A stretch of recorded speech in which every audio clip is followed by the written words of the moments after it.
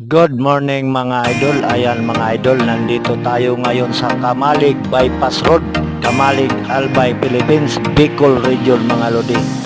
Ayan, medyo kulimlim ngayon ang panahon mga lodi. Ayan, parang uulan yan mga lods.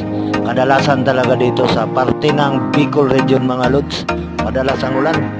Kasi isa ito sa lugar na madalas daanan ng mga bagyo lodi. Malapit din sa Pacific Ocean, kaya ayan ang panahon dito, madalas ang ulan, kulimlim ang panahon.